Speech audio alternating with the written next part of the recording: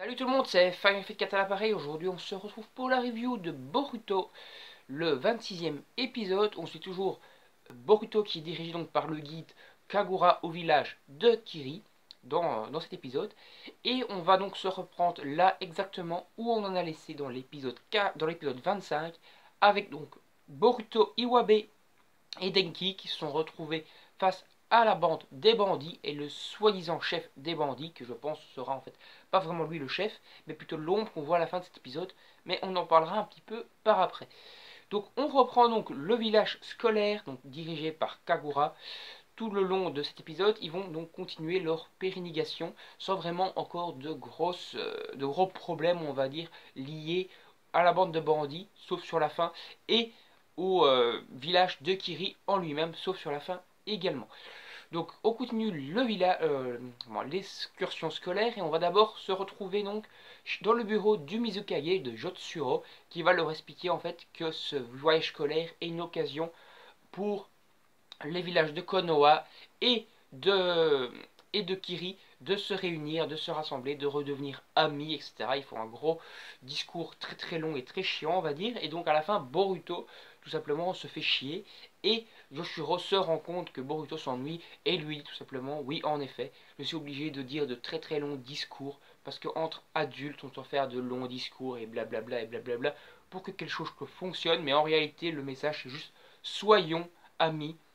Vous pourrez sûrement le comprendre plus facilement entre enfants, et entre enfants, vous pourrez sûrement tisser plus facilement des liens d'amitié, car vous n'aurez pas tout le bagage que nous portons entre adultes, de ce que nous avons vécu, des origines, etc., de la quatrième grande guerre ninja, même s'ils n'étaient pas ennemis mais alliés, mais de la troisième grande guerre ninja plutôt, et des malheurs commis sous le règne du quatrième Mizukage, etc. etc. D'ailleurs, ici, on va revoir Mei, donc la cinquième Mizukage, la femme qui peut cracher de la lave.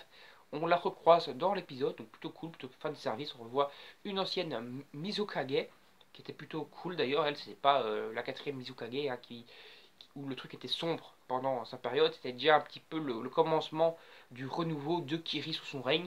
Et avec Joshuro, on se rend compte que tout le monde l'admire parce que c'est vraiment lui qui a réussi à faire la paix et tout dans le village de Kiri, un peu comme Naruto à Konoha d'ailleurs, un petit peu à tout le monde rassemblé pour qu'on ait un monde de paix, un monde où la technologie se développe, où le village se développe en paix. Voilà tout simplement. Après donc ils vont bouger à l'académie des ninjas avec Joshuro qui va venir quand même les observer. On se rend compte en fait que Gakura est prédestiné à devenir le futur Mizukage. En tout cas, c'est Joshuro qui veut le mettre Mizukage. Lui ne le veut pas tout simplement. Et je pense également en fait que Kagura est le fils du quatrième Mizukage, tout simplement au niveau de leur visage, de leur expression, des petites signes qu'il a ici, de la même tête, même yeux et tout. Je pense que franchement c'est fait pour nous faire croire, nous faire comprendre qu'ils sont de la même famille, donc fils et père, ou a fortiori, c'est peut-être son oncle, mais bon. Parce que il me semble que le quatrième Mizukage était quand même assez jeune quand il est mort, donc peut-être qu'il n'avait pas eu d'enfant, mais peut-être éventuellement son oncle, et c'est pour ça qu'ils se ressemblent autant. Alors, pour en revenir à l'académie plutôt, Kagura et Boruto vont s'affronter donc sur une espèce de terrain d'eau, donc une espèce de terrain même assez profond, hein, une espèce de lac dans l'académie où les élèves s'entraînent à l'épée. Et vous devoir combiner donc le ninjutsu pour marcher sur l'eau et également l'espèce de taijutsu mais avec donc un sabre en bois. Donc le Mizukage propose à Boruto de combattre Kagura pour voir leur force plutôt à tous les deux et ils vont donc se battre. Boruto essaye rapidement de feinter, c'est un petit combat qui dure 1 ou 2 minutes. Boruto essaye rapidement de feinter en lui envoyant de l'eau dessus pour le distraire, mais très facilement en fait Kagura va éviter la flotte et d'un seul coup d'épée va désarmer Boruto. Donc franchement très très rapide le désarmage et Kagura aura une espèce de drôle de tête en mode dès qu'en gros dès qu'il combat on dirait qu'il part complètement en couille et que son cerveau je sais pas il déconne et que s'il reste en mode combat on va dire il devient on va dire maléfique. Et éventuellement peut-être qu'il a une double personnalité, on sait pas, c'est peut-être en fait lui le chef des bandits avec une double personnalité, c'est-à-dire qu'à un moment il est Kagura en mode normal, gentil et tout, et que quand il prend sa double personnalité, il devient maléfique et il devient le chef des bandits. Éventuellement, pourquoi pas, ça pourrait être un bon retournement de situation, ça pourrait être cool parce que le chef théorie que des bandits, on ne voit qu'une ombre comme ça. Donc ça peut être plutôt bien. Donc pour en revenir après à ce qui se passe, ils vont au monument aux morts. Monument aux morts que je pense pas lié aux guerres ninja, mais plutôt lié à l'entraînement, ou plutôt à l'examen de Chunin organisé par Kiri il y a de cela pas mal d'années, sous le règne surtout du 4e Mizukage. Donc entraînement, plutôt examen comme je vous le dis, où les concurrents s'entretuaient un petit peu à mon avis, si je me souviens bien, c'était comme la racine, c'est-à-dire qu'ils sont une centaine de concurrents, et il y en a 50 qui survivent, c'est-à-dire qu'ils combattent par binôme, et que dès que un des binômes est mort, ils passent à la suite. Voilà, je pense que c'était à peu près ça. Il y a juste eu un examen où ils ont décidé de changer l'examen, plutôt de le faire moins trash, parce qu'en fait Zabuza avait zigouillé tous les autres concurrents. C'est-à-dire que normalement il devrait avoir 50 survivants, et là il n'y en avait eu que un, que Zabuza, qui avait tué tout le monde. Et en plus il me semble que Zabuza n'était même pas censé participer à l'examen, qu'il s'était infiltré dedans, donc il avait buté tout le monde. Il me semble que c'était un truc du genre.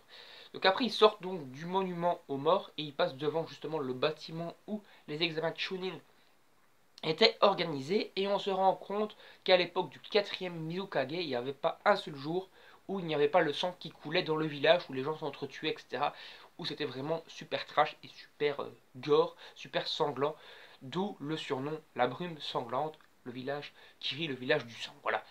Donc après tout ça, donc le groupe des bandits se ramène avec d'autres membres qu'on n'a pas encore vus. C'était pas les deux membres qu'on a déjà vus, celui qui participe, qui maîtrise le taijutsu, et celui qui a son espèce de bouche un peu serpent, qui est peut-être lié d'ailleurs à... Comment il s'appelle encore? J'ai un trou. J'ai un trou. Celui-là que c'est dans le sable de l'Akatsuki, là, c'est dans le sable. C'est l'entrequin de l'Akatsuki avec sa grosse épée en peau de reptile. Ah putain, j'ai un putain de trou. Celui qui fait Kipa Kitashi, là, ça va me revenir. Bon, c'est pas grave. Vous me direz dans les commentaires, vous pouvez me traiter d'inculte, parce que j'ai oublié son nom. Et donc, ils vont se retrouver contre d'autres membres de cette équipe qui vont toujours simplement leur dire également que Konoha c'est de la merde et compagnie, qu'ils ont rien à foutre ici, etc., etc. Ce qui va énerver Iwabe. Mais ils vont surtout essayer de s'en prendre à Boruto, parce que le chef de cette petite, on va dire, section du groupe de bandits va vouloir refaire le portrait de Boruto en se rendant compte qu'il est le fils du Hokage, et il va donc prendre un kunai pour essayer de le tuer, et c'est là que Kagura va intervenir, va prendre le kunai avec sa main, se couper, en l'occurrence, et saigner, et Iwabe va s'énerver, il va éclater littéralement la face au chef des bandits en deux coups de couillard. Il va arriver à prendre son bâton d'automne là avec toute la pierre autour, il va arriver, il va faire spook, spook, spook, spook, il va lui éclater la gueule, littéralement, et après donc le groupe va partir. Là en fait, on va voir Sumire qui va soigner en fait la main de Kagura, et on se rend compte en fait que Sumire est quand même pas mal mis en avant dans cet arc. J'entends pas mal mis en avant, c'est-à-dire que normalement ce personnage n'existe pas dans le manga papier, et pourtant ici on la voit pas mal parler, pas mal interagir avec les personnages, etc. Donc je me dis que dans le manga, enfin dans l'anime plutôt, elle va être même dans l'arc de l'examen de Shonen, on va la voir participer, on va la voir faire des trucs, il va y avoir des épisodes entre guillemets fillers qui sont pas dans le manga, où par exemple Sumire va se faire, je sais pas, essayer d'aider Naruto ou Boruto pendant l'attaque de Kinshiki et Momoshkin, et qui elle va se faire par exemple péter la gueule par Momoshkin ou Kinshikin. Donc voilà, à mon avis, on va voir des trucs avec elle quand même, et également avec Denki et Iwabe, qu'on voit énormément mis en avant encore une fois dans cet arc, alors que dans le manga il n'existe pas. Voilà. Donc après, on en retrouve sur le groupe des bandits qui se fait un peu sermonner par leur chef, on voit une ombre seulement, en leur disant que ce sont un peu des grosses squelettes d'avoir fait ça, qui sont enfin, s'être fait humilier plutôt par Konoha, et qu'il faut qu'ils réparent leur faute. Le sous-chef, là, le mec avec ses cheveux blonds, va donc partir pour se venger, et il va donc kidnapper Genki, enfin Denki, pour attirer Boruto, pour essayer de tuer Boruto, parce que pour lui, s'il tue Boruto, ça va envoyer un message fort à Konoha, et il va donc remonter en estime de son chef, et faire comprendre qu'il ne faut pas faire chier Kiri, que Kiri c'est le meilleur, et que c'est le village de la brume sanglante, etc., etc.